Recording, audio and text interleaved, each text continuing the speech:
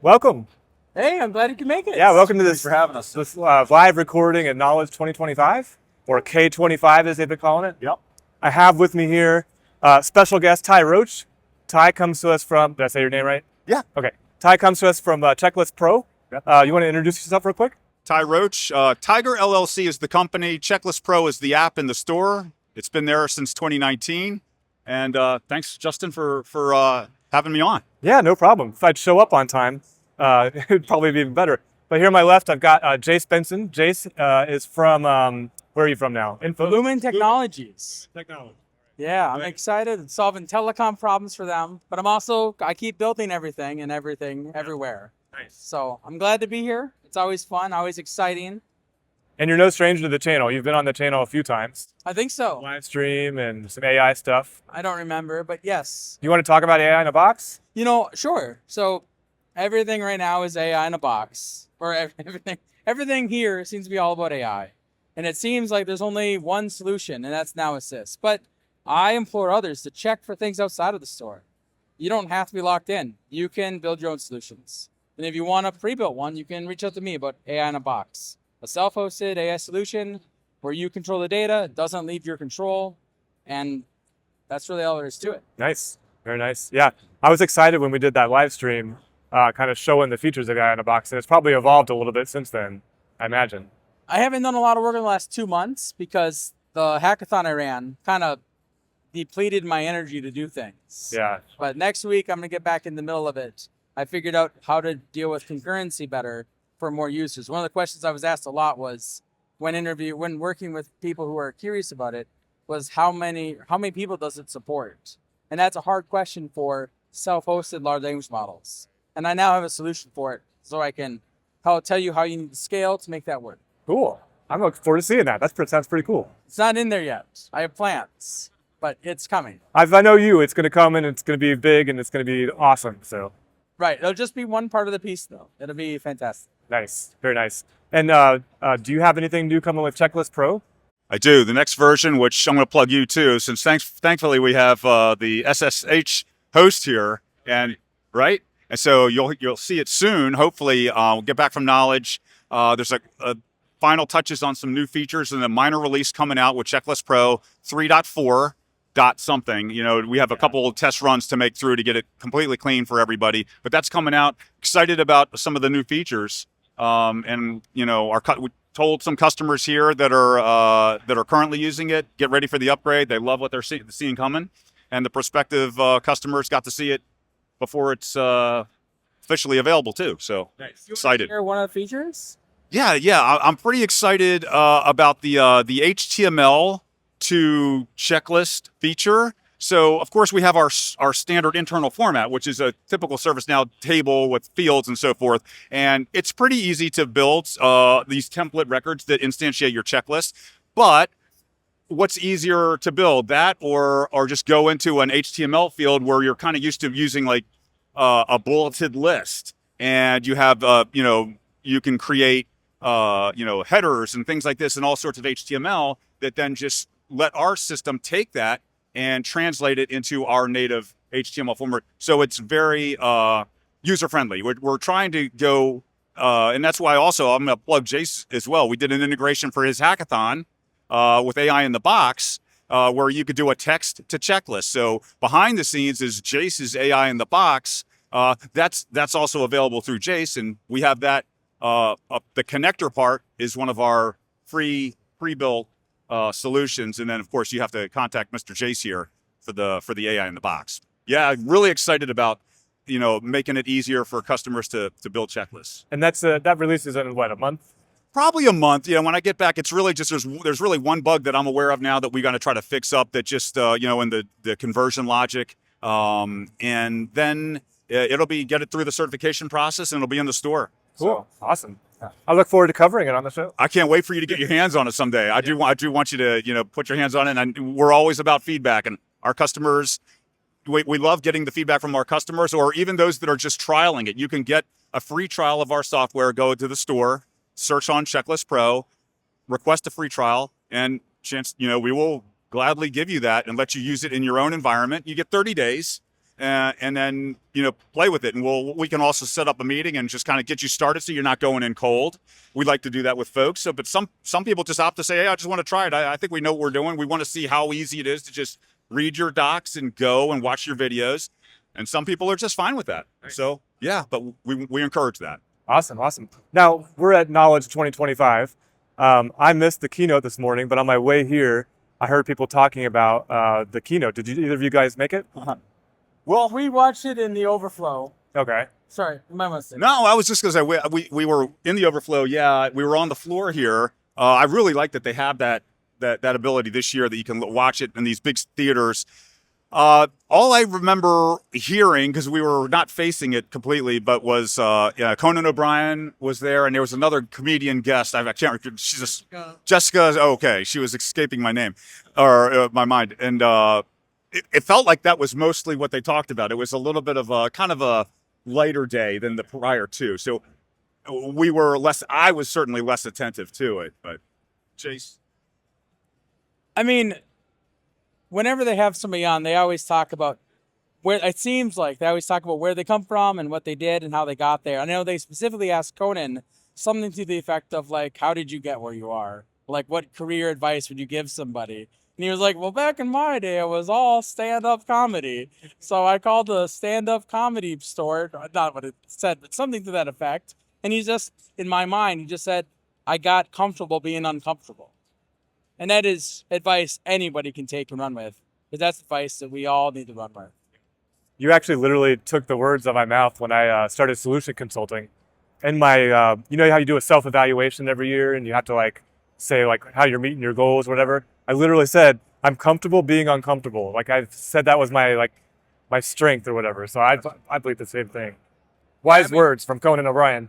Well, I don't know if he said it in those words, but that's what I translated in my head, because I also believe in that. And that's like when I ran the ServiceNow meetup in Minneapolis, or developer meetup in Minneapolis. I was like, well, I don't want to do this, but I want this to exist. So I will be uncomfortable enough to schedule, coordinate, find content, and organize these events. Right? And all those things are not fun. But then attending the events is what it was all about. Sure. Yeah, like this one. Like this one. Yeah. Raise your hand if your feet are tired. Oh, yeah.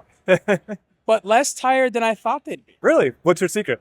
I don't know. I've been walking more at home. I thought it was drinking. I mean, I did some of that last night. Rap Dev had a fantastic happy hour. And their motto, I don't know if I can say it here, it's F it, ship it, right? What? Say it one more time? It's F it, ship it. Oh, really? Yeah, it's fantastic. You could say the full word. That's fuck it, ship it. And that's like, that isn't like how I think of it, but it is like, I just want to get it out there. Like, I don't care. Like, let's get feedback. Because fast feedback is better than no feedback. Did they have food? They had little tiny mini burgers and drinks and stuff. But I was happy I got to meet, I can never say his name right. I think it's Tareem, that the CEO, okay. Right? Yeah, so yeah, I've never met the CEO there. I met He's got curly, long, dark hair. He seems like an awesome guy. So that's awesome. You were there too, right? I was. Thank you very much, Rap Dev. That was a great time. Yeah. Did you eat anything spectacular? Just the burgers. I probably wolfed down about 4 of them because that became my dinner. Actually, sadly, that was my dinner for the evening. I did that, and I couldn't have nothing but a liquid dinner. So yeah, great time. It's always great. What's so nice about this is just the networking, the meeting people. They're kind enough to host these happy hours. It's just meeting the CEOs on a low key, down to earth basis. How'd you get started? How'd you build your product and your team? What inspired you? Stuff like that. It was just really, we met. We got on here. We met Nathan Firth yesterday. He was kind enough to just take time and meet with us. I picked his brain. He was on the keynote today too. He was on the keynote. So yeah, big shout out to Nathan for what he did. Big accomplishment. He's like a hero for us aspiring to, follow in his footsteps. So yeah, it's great. You meet so many like celebrities. Like I think you're a celebrity. I watch your show all the time. It's amazing. Thanks for having me again. Yeah, no problem. I feel the same way. Like I skipped a couple of knowledges for many years, and I always forget about when you're here in person, the impromptu chance encounters where you run across somebody. And I'll give you an example. Yesterday I was really tired and frustrated with people, not paying attention to where they're walking and, stopping and looking at something in the middle of whatever. So I'm like, let me just go to a restaurant, sit at the bar and get some food. the vice president of workflows for ServiceNow sits down right next to me. And so I got to turn it back on and actually have a conversation. But it was a good conversation. Like, I made a connection and I learned about like why they're charging for AI and not like just including it in the product. Yeah. And I asked him those questions right there. So I got answers direct from the ServiceNow vice president. That never would have happened if I just stayed home and watched the keynotes or the sessions online. Yeah. Yep, you got to go where people are, right, to get that content, to talk to people that find those answers. I know part of the reason, or one of the things that I really enjoy about my news aggregator and my session tracker. That's news.jace.pro. Right. The session tracker, the /K25, is I have all the participant data. And one of the things that I've been really digging deep into the last couple of weeks is ServiceNow's acquisitions. And ServiceNow acquired, or not announced, that they're acquiring MoveWorks and Logic AI. And I started putting a list together of all the people that are really important to these businesses and like appending like a tag to them on the news.jace.pro. And there's like 5 or 6 people who have exited companies who were speakers at different events. I didn't chase any of them down. I should have, right? Like at the IntelliBot, one of their important people, they had 2 presentations. There's a guy with the first name of DRORR from, I think, Element AI, who was like another speaker at like a big panel. But like, I think there's a lot of insights like we learned from Nathan Perth that could be gleaned from the folks that sold their company and joined ServiceNow and are now doing other things or started new things. Like I also met, last name Brecht. He made SkyGraph, which became the mobile product in ServiceNow. Okay. And he just got an investment like last week of like, I think $1 million or $10 million from ServiceNow in his new product called 8Flow.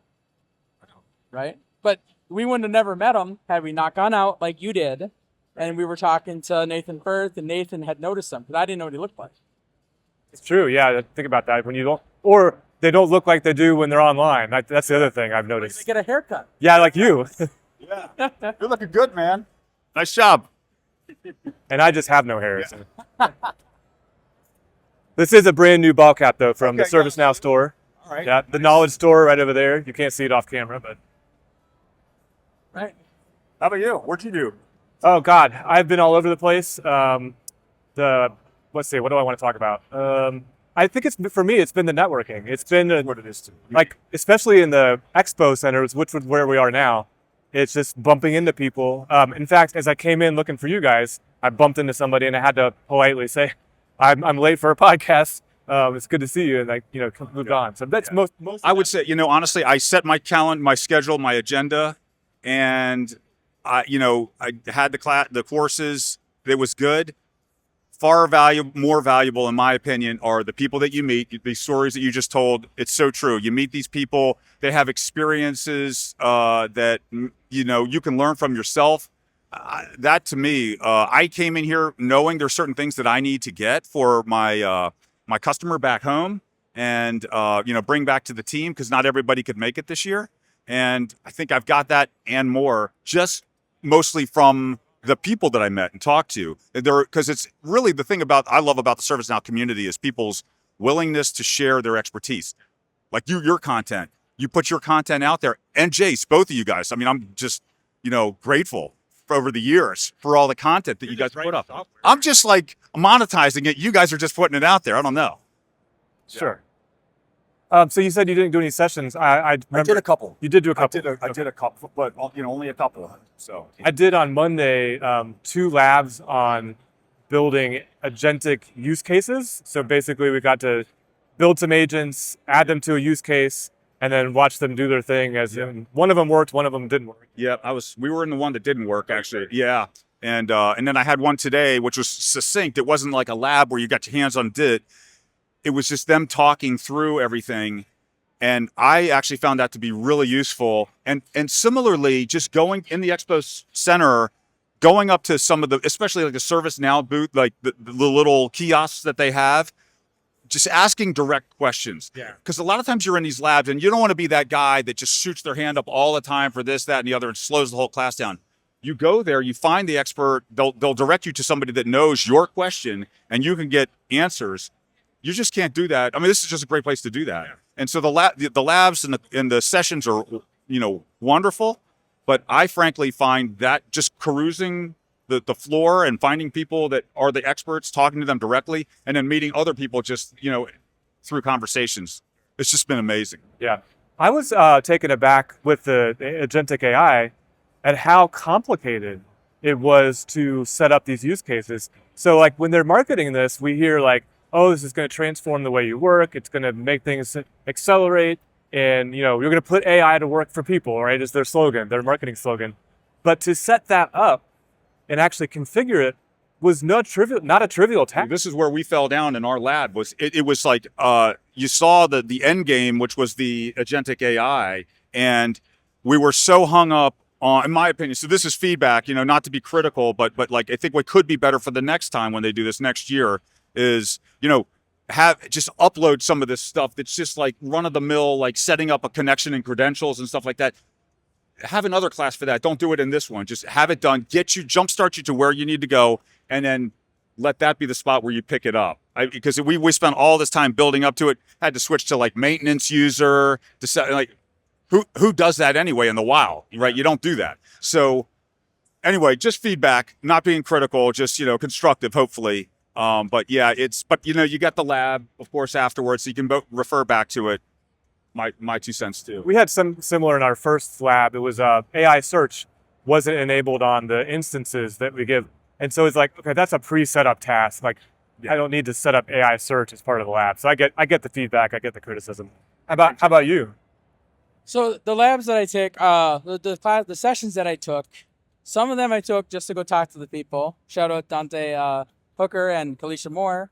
But other ones I was hoping to gain some stuff. But like one of them I took, well, let me just think for a second.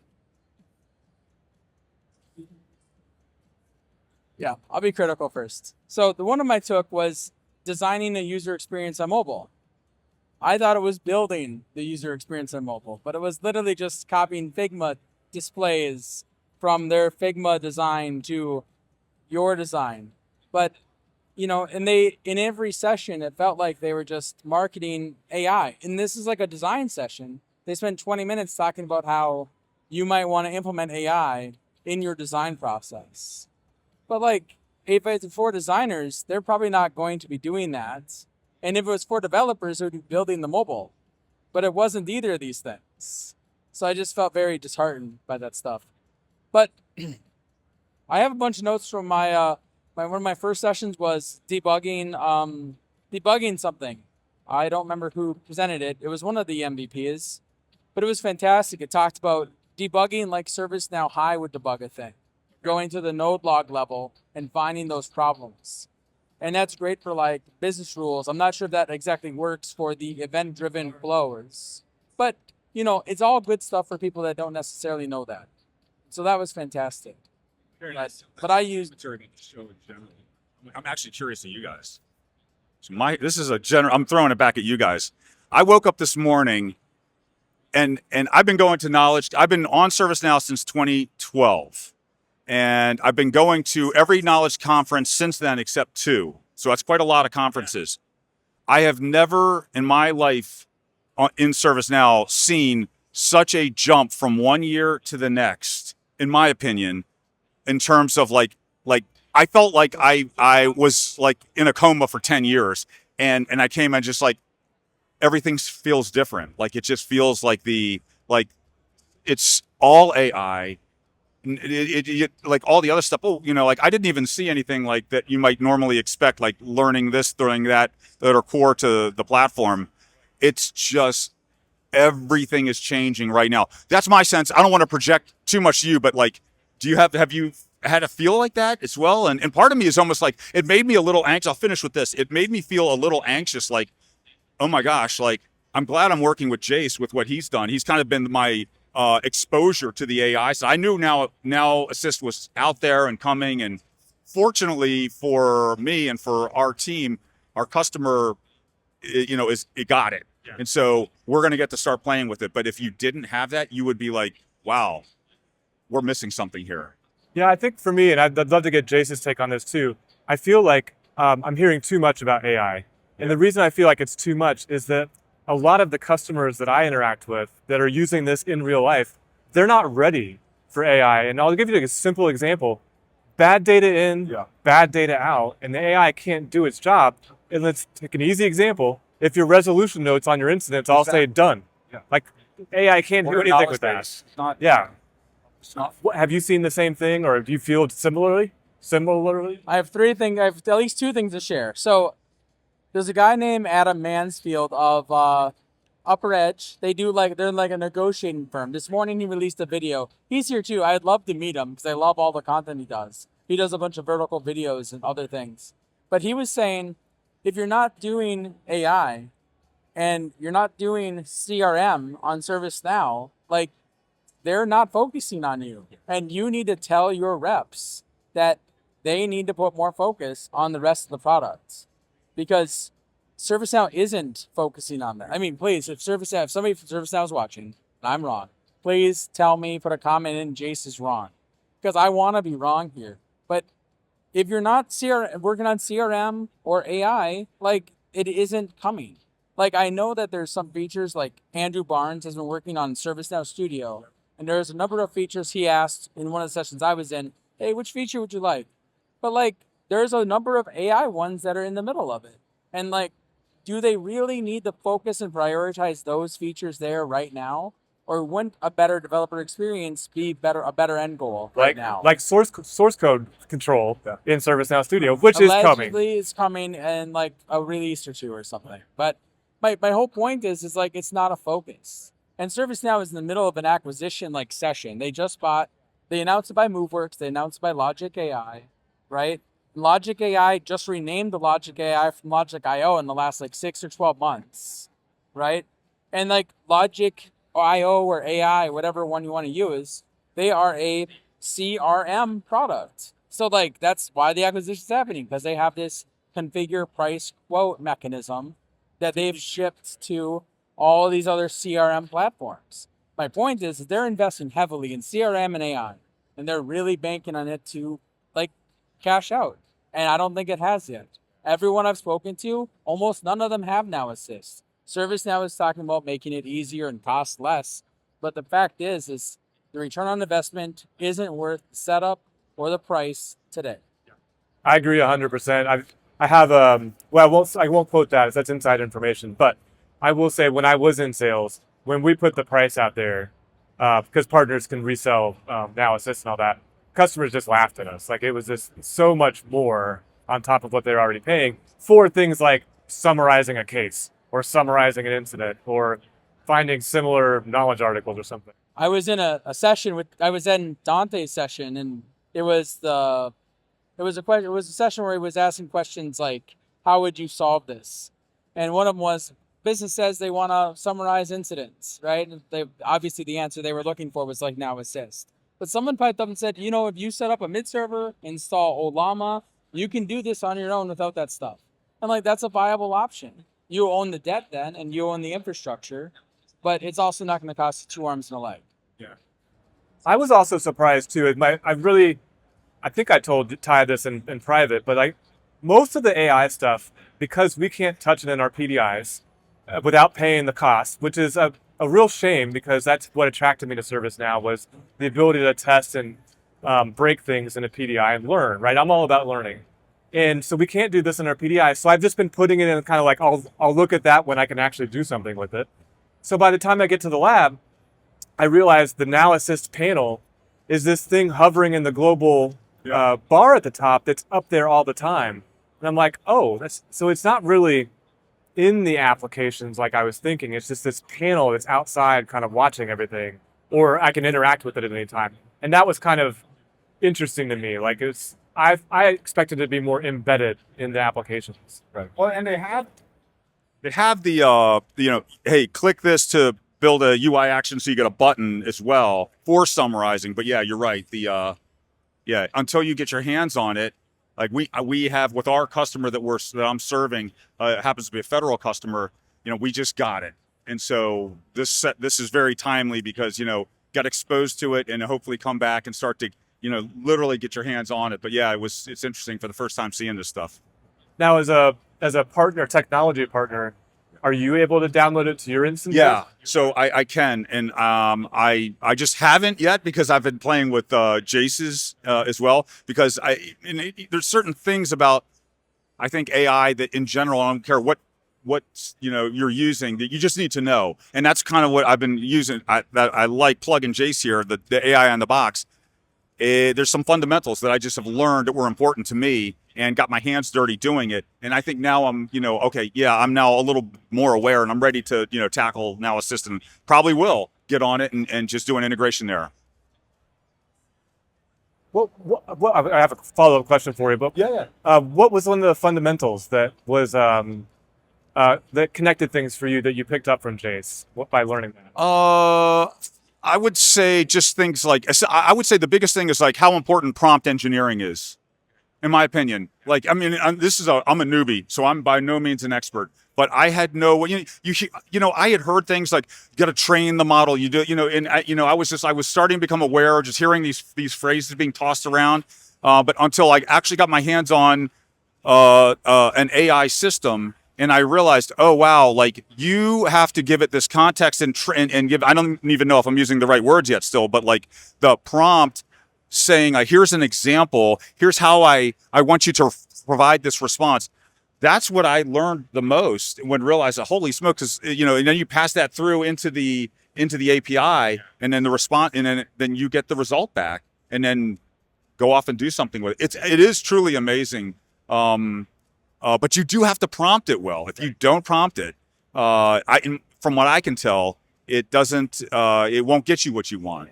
I think that's been the thing that's helped me the most with using AI and kind of getting it to do what I want, is learning the right prompting. And I wanted to share with Jason, and you did the lab on when you're building these agents. They've separated out. They've broken down the prompt into fields. So basically, you have a role field where you say, you're a director of information systems and you're trying to reduce incidents or something like that. And then there's an instruction box with what you'd think is a step-by-step, like 1, 2, 3, 4, 5, 6, 7, 8, 9, 10, about what you need to do to whatever that use case is. And I was like, they've taken the concept of prompt engineering and what you and I probably know as best practices for prompt engineering, and broken it out into several fields in the tables in ServiceNow or in Now Assist in these agents. And then what I think is happening is they're taking all of that and then layering another prompt around that before feeding it to the LLM, is what it looks like. It could be. I didn't take any of the AI sessions, and I actually didn't look at any of the AI stuff. I feel like it would do me a disservice to look at it for some reason. So I've purposely just not investigated it at all. But I would be concerned about the constraints if they're putting that stuff in there. Like if you've been working with these AI models since 2020, and you know how you need the prompt to exist, and now you have to work with these weird fields, like, does that really serve you better than just straight up regular prompt? Maybe it doesn't. I guess it depends on your experience. But like any skill, you won't know until you get in the thick of it. You can read about riding a bike all day long. Until you get on that bike and you start pedaling, you won't know what you need to know to figure out how to make it work. The same goes with this AI stuff. It's been out of the developers' hands since they've announced it a year and a half ago, and nobody's really been able to touch it except for elite partners or customers who are willing to buy everything. Yeah. And it's done a disservice to the community and ServiceNow. And I understand it's expensive, and they've made acquisitions, and they really want to cash it out to make money for the shareholders and themselves. But it is definitely disheartening when I see this kind of stuff, and it's like, yeah, I would like to use this. I would like to justify the value of it, but I can't justify the value of it if I can't build with it.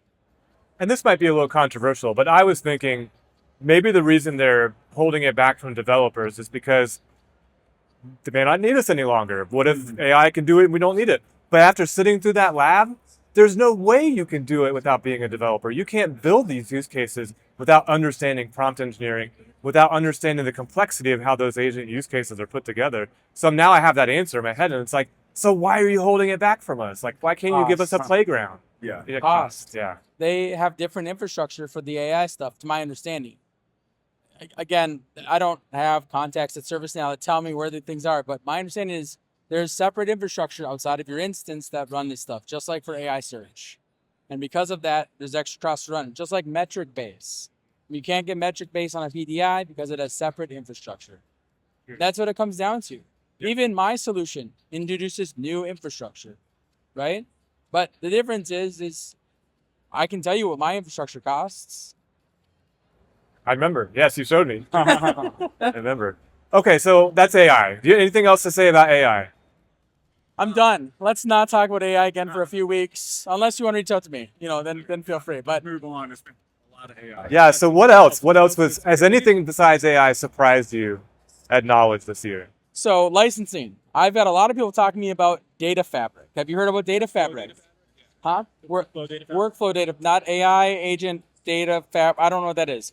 But the workflow data fabric, which I thought was going to be a subset of Integration Hub or like an alternative to Integration Hub.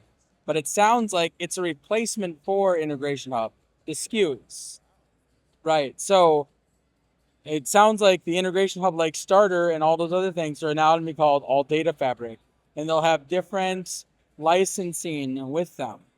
And it's so very interesting to me because, of course, if He's it's, just obsessed with licensing. I'm sorry, ServiceNow, can you make it easy? Like, seriously, you bought Logic.io. Their model is configure price quotes to make jobs easier for people to buy. Just apply it to ServiceNow, please.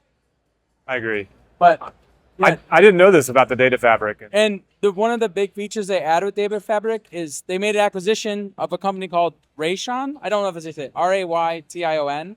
And they have connectors to connect to larger data stores like Snowflake and that whole zero copy thing, which I also thought that's really interesting because I thought Data Fabric was, I can connect to outside sources and somehow have access to the whole data set in my instance without copying it. That sounds like magic. That sounds very interesting.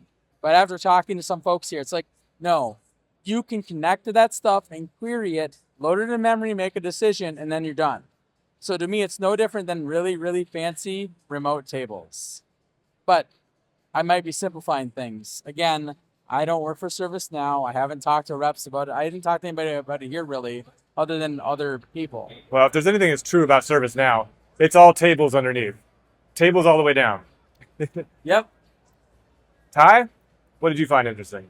Well, when I interrupted you guys, or you're the interviewer, but when I just said what I found interesting is like I couldn't find anything other than AI. Like I felt like I've never been to a show that it was just everything felt like it was about AI, which I was like, this is pretty scary almost. Like, I mean, like if you're just coming into ServiceNow, it's like, it seems like you have to be there. Like, what about, to me, it felt like, I know that they want to be, there's this big push to go with AI, but there was such a difference between last year and this year from my experience that it was just like, my gosh, like where's all the nuts and bolts basic stuff to kind of get you there that is like, I'm going to go back to like, CMDB stuff and Integration Hub. I mean, I guess a big thing coming that we haven't mentioned is that, the old legacy workflow is being deprecated, right? And it's going to be all flow designer. Wait, are your flows still in the old workflow engine? No. I mean, I do both. I support both. Yeah. Thankfully, no, we have to support both, and we have but like we have like government customers. No knock on the government, but we've got some really good and very complicated legacy workflows that I'm sure ServiceNow is going to let you continue to edit and maintain that yourself, but you're not going to be able to create new ones. You're going to have to use the flow designer, which is great, but that's I'm I like to code, so I mean, that's just my preference. I like to just like open an activity and code it, but that's not for everybody, What's that language that they're Fluent? Is it Fluent. Yeah, Oh, yeah. Can you do a flow in Fluent? Do you know that answer? I don't know that answer. I don't know if you can do a flow in Fluent. I know that I think they want to get there, but initially it was mainly like general scripted objects, like script includes, business rules, client scripts, access controls. And like that's all very cool and interesting and maybe easier to read, but to me it just feels like a translation error, a translation layer that might be fantastic for really pro code folks. It might also like detract from people who don't know how to do that stuff in code. You know what I mean? Yeah, I almost felt like it was a let's create this language that looks cool for developers, but in secret, really, we're doing this so that the AI stuff can program itself. I mean, that might be exactly true. And I do like how you can see everything about it programmatically. It's way better than reading the XML, Yeah, it's true. Yeah. right? I would much rather look at a Fluent file than an XML payload for the same thing, unless it includes a function. Have you seen how that looks? No, I have not yet. Because it's like a backticked thing. It doesn't look right, right? Because it's a function in a value. It's a field imagine an object you store a whole function of, right? Okay. You might not have the right spacing and like these other things. Which is fine. You just got to know what you're getting into, right? But that's just the name of how those things work. It's like you said earlier. It's tables all the way down. Tables everywhere. And Fluent is no different than this stuff. Good point. Good point. Do you use the studio and do you write in Fluent?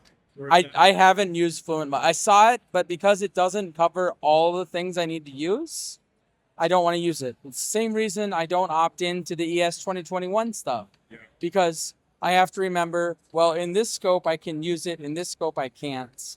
In global, it's different. And like, I don't want to remember those three things. If I write in ECMA 5, everything works everywhere. Interesting. We're at about 35 minutes. Believe it or not, time flies by. Wow. I could keep going, but I don't have much more questions. Yeah. Well, I want to ask you, what was your favorite thing about Knowledge this year? In or out of conference, or that you're looking forward to? Or if there was a couple of them. Yeah, I'd say like out of the conference, my favorite thing was I took the time to take care of myself while I was here. I think last time I was here, I was working the conference and it was just like work. And I got home and I was just like, I don't even know what happened. So this year I got here a day early. I went out, saw the scenery, took care of myself at the spa. So that was my favorite thing outside of that. My feet still hurt, so it didn't help that much. but other than that, I felt like I, managed the work-life balance better while I was at the conference. In the conference, I think what surprised me was the Expo Floor and just bumping into people and having those random conversations. I had a little bit of that last year, but I think my name is a little more well-known than last year, so it kept happening to me unexpectedly. And sure, it makes your ego feel good, but it also means I get to connect with my audience. I get to see people in person I haven't seen in a long time. And the sessions weren't that important to me. Like I can watch those later online. So those are my two favorite things. Awesome. I guess I'll go next since I have the camera or whatever. Microphone. Words. Yeah, I think the hallway track is the best track, right? Andrew Barnes, I think, said that to me at one point, and I totally now agree. If you're not making connections, you are missing out. You can take labs all day long, and you can build these bespoke solutions that they show and other things. But ultimately, at those labs and those sessions, the most important thing is connecting the people in the labs and sessions. So it's hard, though, like even for me to reach out to be like, oh, I think I know that person, right? So like for me, it's all about the connections. I'm so glad I got to see Ritesh Elective and Callie, who just joined there, which is fantastic, and Ty and yourself. And there's so many other individuals I got to see. Andrew Barnes and his wife and Kalisha Moore. There's so many fantastic people that I don't get to see. And Andrew Robinson, he works at a small partner. We don't talk unless it's at Knowledge. And we're both like, man, I'm sorry, I should reach out to you. And I'm like, yeah, same. Likewise, I'm awful at this stuff. But just don't be afraid to reach out, right? We don't have to let Knowledge end here. We can just keep reaching out to folks. I know you and I talk on a regular basis, and so does Ty and I. But I would love to extend that outside of this. Yeah, you're better at reaching out than most people. I'm horrible at it too. Ty is good at it. Ty reaches out every once in a while, keeps us connected. So I appreciate both of you for doing that. Yeah. I'm glad I got to reach out to you guys, see you in person. I do. It's like sometimes I wish that we had this more frequently. That's the in-person experience with people versus like a Zoom meeting or just a community. You're chatting back and forth. I not to be boring, but it's the same for me. Like the in-person, networking is just unbeatable. You got to come here for that. You can, like you said, you can always go back, watch this, the labs and get the content. But you can't just reconnect with these people as easily when you're face to face with them. It's incredible. But you can send them a LinkedIn message. You can. True. Yeah. Okay, so I got one to end the show. End this show. Predictions. We're in 2025. We know we're going to be back here next year, hopefully, all of us. 2026. What are we expecting to blow our minds in 2026? 2026. Blow our minds. I mean, I don't want to. I think I want to blow my own mind with what I'm doing with my stuff. You know what I mean? I'm not gonna try to project what ServiceNow is gonna do. I really don't know. I'm like so surprised. I knew AI. They talked about it last time. Here it is this year, and it like just took over to me, it's just like took over. What more?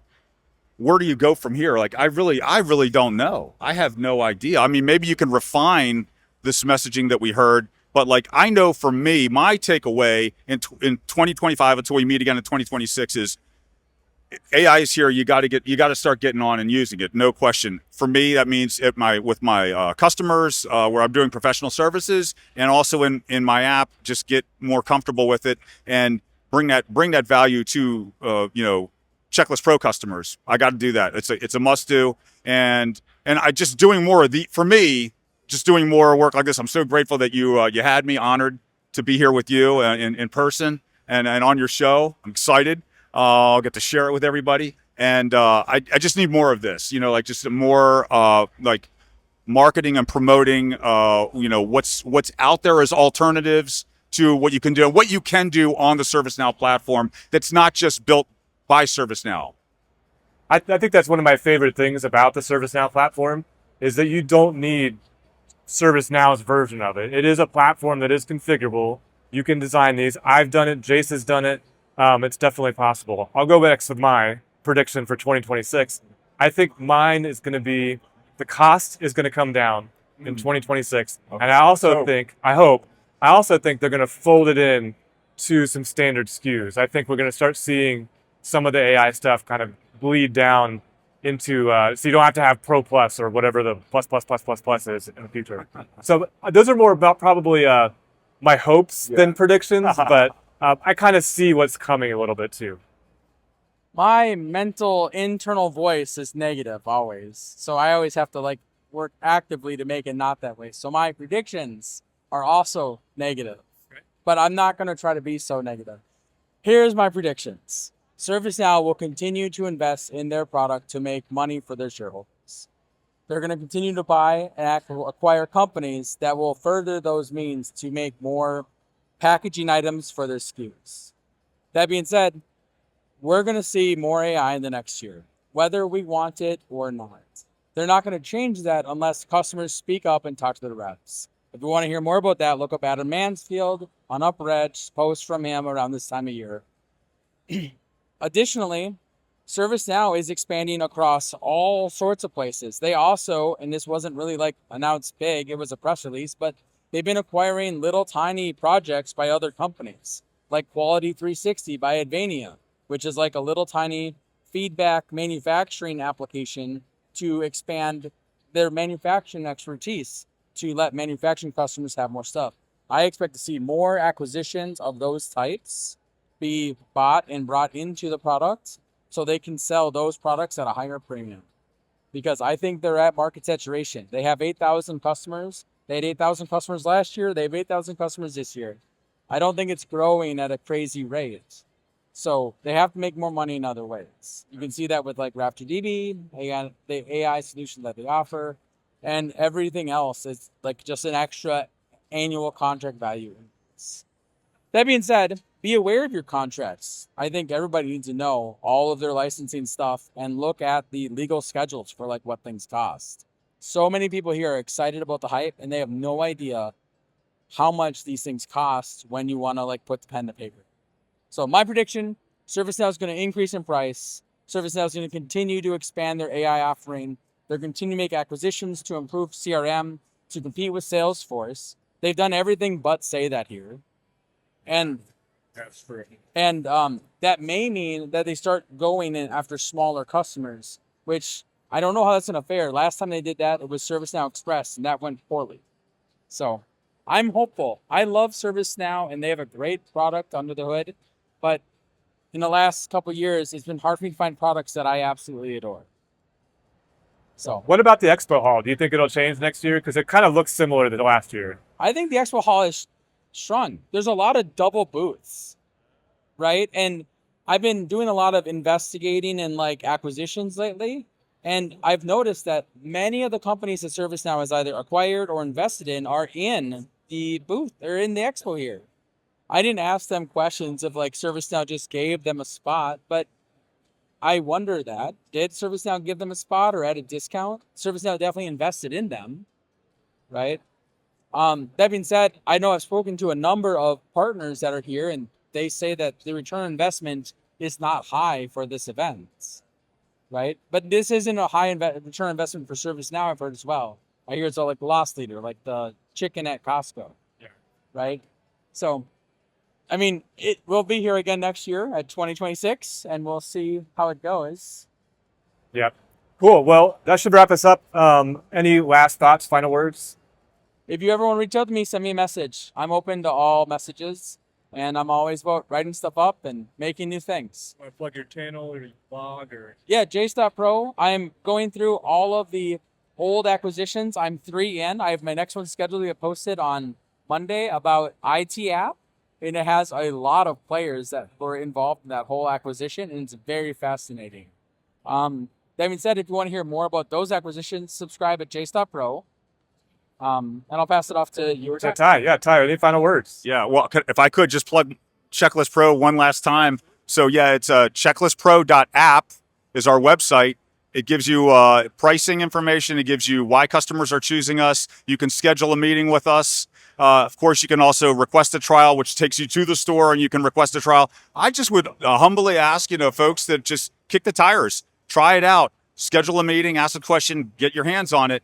And, we're always trying to improve it. I'd love the feedback. If you don't even become a customer, I'd love the feedback.